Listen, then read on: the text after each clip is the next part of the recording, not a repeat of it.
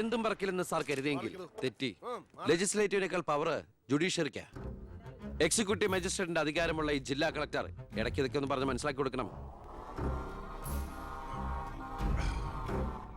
പിന്നെ കുറച്ചു പേർക്ക് തൊഴിൽ കൊടുക്കുന്ന ഏത് സംരംഭങ്ങൾക്കും ഞങ്ങൾ എതിരല്ല.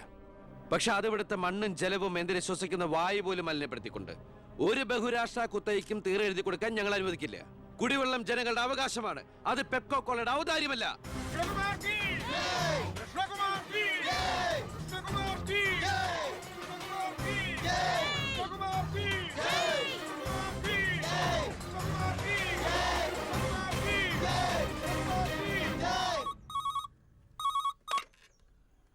ഹലോ ഹലോ, ഞാൻ ഷാരിയ.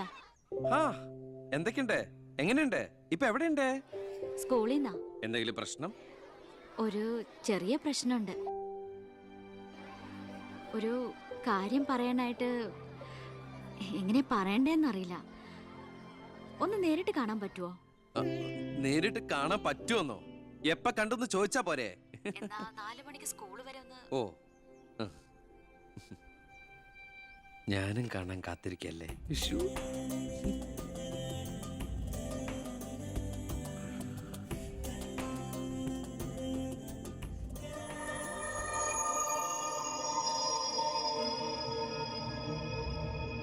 ഏത് പാതാളത്തിലേക്ക് വിളിച്ചാലും എനിക്ക് വരാൻ ഒരു ബുദ്ധിമുട്ടില്ല. അല്ല, ഇതിനൊക്കെ ബുദ്ധിമുട്ടില്ലേ പിന്നെ എന്തിനാ ബുദ്ധിമുട്ട്? എന്താ പറയാനൊരു ബുദ്ധിമുട്ട്? അത് എങ്ങനെ തുടങ്ങണ്ടേന്ന് എനിക്ക് എങ്ങനെ വേണമെങ്കിലും തുടങ്ങിക്കോളൂ. അല്ല, ഒരാള് മറ്റൊരാളെ സ്നേഹിക്കാന്ന് പറയണത് തെറ്റാന്ന് എനിക്ക് തോന്നിയിട്ടില്ല. അതിപ്പോ തെറ്റാന്ന് ആരാ പറഞ്ഞെന്ന്? അപ്പൊ തെറ്റല്ലല്ലോ. ഈ ഇഷ്ടം പ്രേമം എന്നൊക്കെ പറയണത് പവിത്രമാണ്, പരിഭാവനമാണ്. അതിന് പ്രായവും പരിമിതികളൊന്നും ഒരു പ്രശ്നമല്ല. സ്നേഹമാണ് അഖിലസാരമൂഴിയിൽ എന്ന് കുമാരനാശൻ പറഞ്ഞിട്ടില്ലേ? മനസ്സുകൾ തമ്മിലുള്ള ഐക്യം, പൊരുത്തം, പിന്നെ പരസ്പരം മനസ്സിലാക്കാനുള്ള പക്വത, അത് മതി പരിശുദ്ധമായ പ്രണയത്തിന്. എനിക്കും അത്രയൊക്കെ തോന്നിയിട്ടുള്ളൂ. പക്ഷേ പാവപ്പെട്ടവരും പണക്കാരും തമ്മിലുള്ള അന്തരം എന്നൊക്കെ പറഞ്ഞ എന്താ അന്തരം? പോവാൻ പറയണം. ഇങ്ങനെ ഒരു ബന്ധത്തിന് എതിർപ്പുകൾ ഉണ്ടാവും, സ്വാഭാവികം, നമുക്കത് മനസ്സിലാവും. പക്ഷെ ആ എതിർപ്പുകളുടെ കോട്ടമതിലുകൾ തച്ചുടച്ചൊന്നാകണം. എപ്പോഴായാലും ചേരേണ്ടവർ തമ്മിലേ ചേരും. ചേർക്കണം, എന്നാലും മറ്റുള്ളവരുടെ പ്രാർത്ഥന ഉണ്ടാവും. പിന്നെ നമ്മൾ കല്യാണമൊക്കെ കഴിച്ച് 3-4 കുട്ടികളാവുമ്പോ ഈ എതിർപ്പുകളൊക്കെ കാറ്റിൽ പറത്തിവിട്ട പട്ടം കണക്കെ പറന്ന് എങ്ങനെ അങ്ങോട്ട് പൊക്കോളും. നമ്മുടെ കല്യാണോ? ഞാൻ ഉദ്ദേശിച്ചത് അതല്ല. പിന്നെന്താ ഉദ്ദേശിച്ചത്? പ്രസാദ്,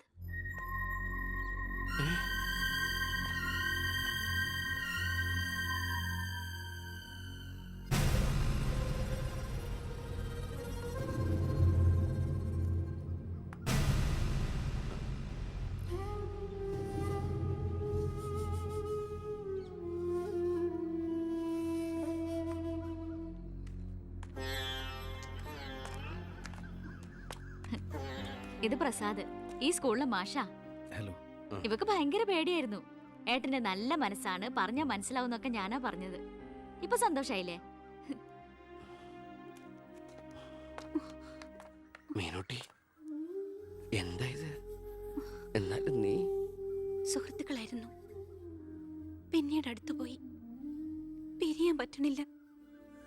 ഒരുപക്ഷെ ഏട്ടൻ അറിഞ്ഞിട്ടുണ്ടാവില്ല വീട്ടിൽ എനിക്കൊരു കല്യാണാലോചന നടക്കുന്ന കാര്യം. ഏതാണ്ട് ഉറപ്പിച്ച പോലെ അച്ഛൻ IAS IPS വീട്ടിൽ നിറയ്ക്കാനുള്ള ശ്രമത്തില. പക്ഷെ എന്റെ ഇഷ്ടം അറിയാൻ ആർക്കും താല്പര്യമില്ല.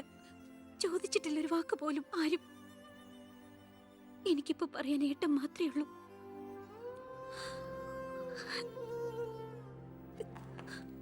തെറ്റായിട്ട് പറയുകയല്ല. മന്ത്രിയുടെ മകൾ, കോടീശ്വരി, നല്ല വിദ്യാഭ്യാസം, സുന്ദരി, ആർക്കും മോഹം ഉണ്ടാവും.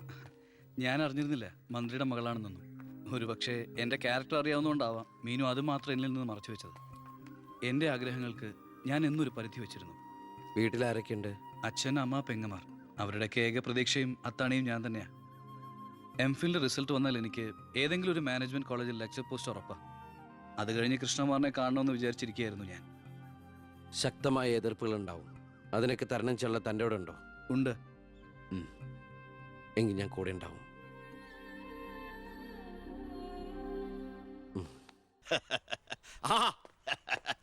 വരുന്ന എന്റെ ഒരേ ഒരു സൽപുത്രൻ. നാട് ഭരിക്കുന്ന മന്ത്രിയൊക്കെ നാട് ഭരിച്ചാലല്ലേ തിരക്കറിയാൻ പറ്റും. അല്ല, ഞാൻ മോനെയാണ് ഉദ്ദേശിച്ചത്. നേരെ അടുക്കളയോട്ട് പോവാന്നോ?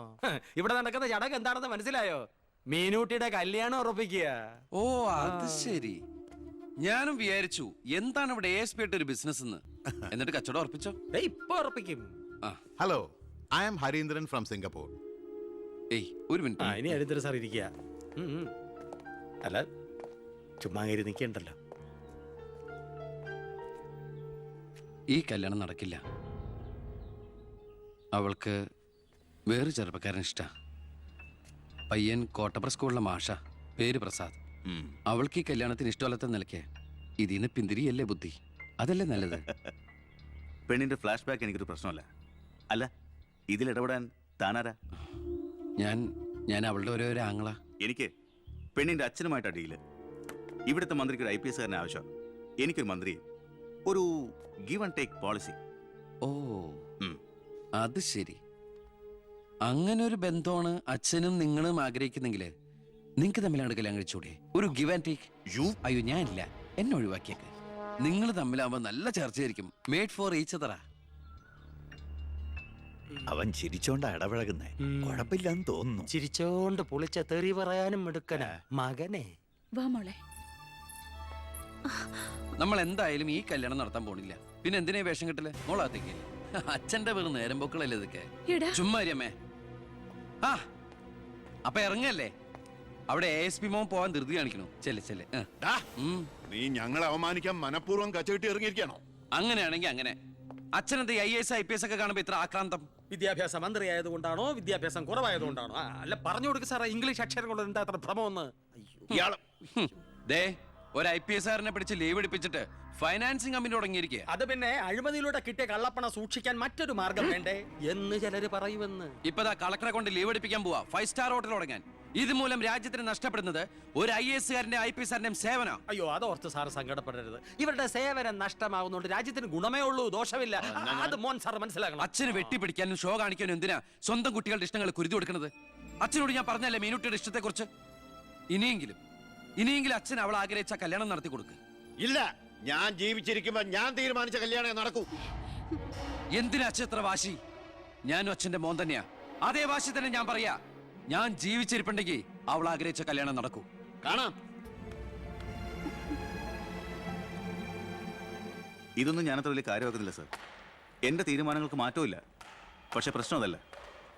പെണ്ണിന്റെ സ്നേഹബന്ധത്തിന് സ്ട്രോങ് ആയി സപ്പോർട്ട് ചെയ്യുന്ന ഒരാള് കുടുംബത്തിൽ തന്നെ ഉള്ളപ്പോ അവനെ വീട്ടിൽ നിന്ന് അടിച്ച് പുറത്താക്കി പടിയടച്ച് വിടണം വെച്ചാൽ പത്രക്കാർ വേറെ കഥകൾ ഉണ്ടാക്കും. ഇത് കൊല്ലാനും വയ്യ വളർത്താനും വയ്യ എന്ന് പറഞ്ഞ അവസ്ഥയിലപ്പോ അച്ഛൻ ടെൻഷൻ അടിച്ച് വെറുതെ BP കൂട്ടല്ലേ. സർ, എനിക്കൊരു കോൺഫിഡൻസ് ഉണ്ട്. ഞാൻ ഇറങ്ങുന്നു. സർ ഒരു മിനിറ്റ്. ഇനി എന്താ ചെയ്യേണ്ടതെന്ന് ഞാൻ പറയാതെ സാറിന് അറിയാലോ. അച്ഛൻ്റെ മൊബൈലും തന്നേ.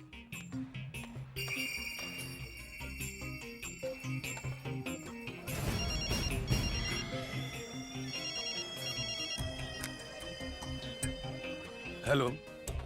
പവിത്രന് പേര് പ്രസാദ്. കോട്ടപ്പുറം UP സ്കൂളിലെ കണക്ക് വാദ്യാർ. രാഷ്ട്രീയ വൈരാഗ്യം. പിന്നെ വിവരങ്ങൾ അപ്പപ്പോ എന്നെ അറിയിക്കണം. നീ ഇപ്പൊ എന്ത് ചെയ്യാൻ പോവാ? അച്ഛൻ ആരുടെ മുമ്പിലും തല കുനിക്കുന്നത് കാണാൻ എനിക്ക് വയ്യ. നമ്മുടെ മീനുവിന്റെ കല്യാണം മാന്യമായി നടത്തണ്ടേ അച്ഛാ?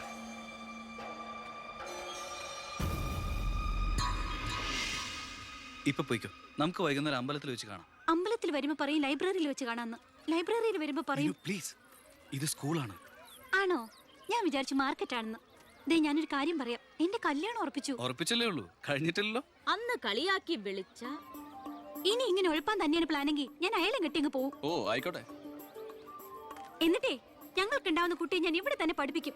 എന്നിട്ട് കൊച്ചിനെ നോക്കി പറഞ്ഞാൽ മതി, എനിക്ക് പിറക്കാതെ പോയ മകനാണല്ലോ നീ എന്ന്. കേട്ടോ മീനുട്ടി? എനിക്ക് വേറെ പണിയുണ്ട്, ഞാൻ പോവാ. ഓ, ഇങ്ങനെ ഒരു മണിക്കൂസിനെയാണല്ലോ ഈശ്വര ഞാൻ സ്നേഹിച്ചത്. ഇന്ത്യയുടെ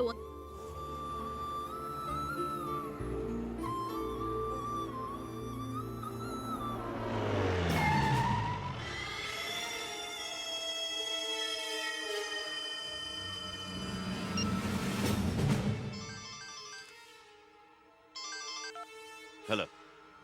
ഉണ്ട്, കൊടുക്കാം. പവിത്ര എന്തോ? നിനക്കാ. ഹലോ, പവിത്ര സാറല്ലേ? ഞങ്ങൾ സ്കൂളിലെത്തി. ഇനി ഈ നമ്പറിലേക്ക് വിളിക്കണ്ട. ശരി ഓക്കെ.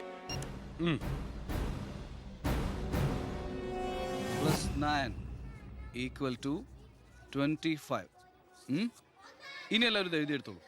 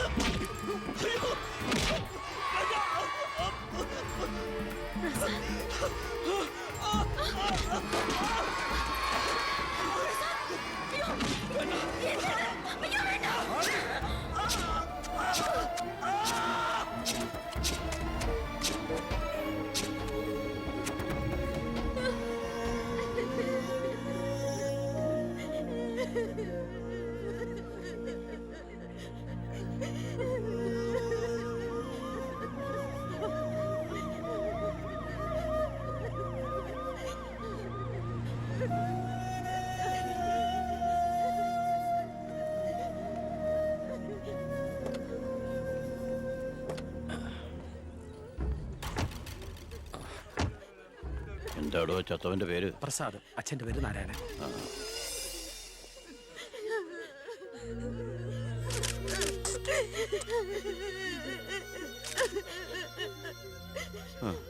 പ്രസാദിന്റെ അച്ഛൻ ഈ ഇരിക്കുന്ന. ഞാനാണേട്ടാ. പ്രസാദ് എപ്പോഴും പറയുമായിരുന്നു അച്ഛനെ കുറിച്ച്. വിഷമിക്കരുത്.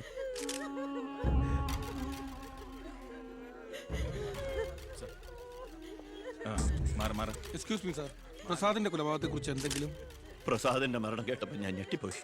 പാർട്ടിക്ക് നഷ്ടപ്പെട്ടത് ചൂട് മുശിരുള്ള ഒരു സജീവ പ്രവർത്തകൻ. പാർട്ടിയുടെ സജീവ പ്രവർത്തകൻ ചുളുവിൽ ഒരു രക്തസാക്ഷി ഉണ്ടാക്കിയെടുക്കുക. ആ പാവത്തിന് രാഷ്ട്രീയം എന്തെന്ന് അറിയുമല്ല. എന്താ സാർ, കൊലപാതകയെ കുറിച്ച് വല്ല തുമ്പും കിട്ടിയോ? പട്ടാ പകൽ എല്ലാവരും മുമ്പിലിട്ട് എന്നിട്ടും പ്രതിയെ പിടിക്കാൻ പോലീസിന് കഴിഞ്ഞില്ലെന്ന് വെച്ചാൽ നാണക്കേടാണ് സാർ. താൻ എന്തിനാ എന്റെ അടുക്ക ചൂടാവുന്നേ? അധികാരമുള്ളവർ പറയുന്നത് അനുസരിക്കാൻ എനിക്ക് കഴിയൂ. അധികാരം ഉണ്ടോ എനിക്ക്? എങ്കിൽ താൻ പറയുന്നത് അക്ഷരം പ്രതി അനുസരിക്കാൻ ഞാൻ. രാജ്യത്തിന്റെ തന്നെ അഭിമാനമാണ്. എടോ, കൊലപാതകയെ പറ്റി വ്യക്തമായ സൂചന എനിക്ക് ലഭിച്ചിട്ടുണ്ട്. എങ്കിൽ പിന്നെ സാറിനെ അവരെ അറസ്റ്റ് ചെയ്തൂടെ? വെറുതെ അറസ്റ്റ് ചെയ്തിട്ട് കാര്യമൊന്നുമില്ല. സാക്ഷികൾ വേണം. അല്ലെങ്കിൽ കോടതിയിൽ നിന്ന് പുല്ല് പോലും ഇറങ്ങിപ്പോരും. സാക്ഷി പറയാൻ ആളുണ്ടാവണം. ആരും ഉണ്ടാവില്ല. ഉണ്ടെങ്കിലോ അധികാരികളുടെ ഒക്കെ ഉത്തരവിന് മേലെ നിന്നുകൊണ്ട് ഞാൻ പ്രതിയെ കസ്റ്റഡിയിലെടുക്കാം. ശിക്ഷ വാങ്ങിക്കൊടുക്കാം. കുട്ടികളുടെ മുന്നിലിട്ട് കുട്ടികളുടെ ഷോക്ക് ഇതുവരെ വിട്ടുമാറിയിട്ടില്ല. പ്രസാദിന്റെ അച്ഛനും അമ്മയും പെങ്ങളും ഒക്കെ അവരുടെ കണ്ണീര് നമുക്ക് കണ്ടില്ലെന്ന് നടിക്കാൻ പറ്റുമോ? വേണ്ട കുഞ്ഞെ, അവരൊക്കെ വലിയ വലിയ ആളുകളാ. എനിക്ക് ഇവളല്ലാതെ വേറെ ആരുമില്ല. കൊള്ളാവുന്ന ഒരുത്തരെ ഇവളെ കൈപിടിച്ചു കൊടുത്ത് മനസമാധാനത്തോടെ മരിക്കണം എന്നാ എന്റെ ആഗ്രഹം. ശരി, പ്രസാദിന്റെ കൊലപാതകത്തിൽ നിന്ന് നമുക്കങ്ങനെ ഒഴിഞ്ഞു മാറാൻ പറ്റൂ? ഒരു തരത്തിലും നമുക്കില്ലേ പങ്ക്? താൻ ഒരാൾ വിചാരിച്ചാല് കൊലപാതകയെ കോടതിയുടെ മുമ്പിൽ കൊണ്ടുവരാൻ പറ്റും, വ്യക്തമായ സാക്ഷിമൊഴികളോടെ. എന്നെ വിശ്വാസമില്ല ശരിക്ക്. ഞാൻ വരാം. ഏത് കോടതിയിൽ വേണമെങ്കിലും. മോളെ, ഒരു കുഴപ്പമുണ്ടാവില്ലമ്മേ.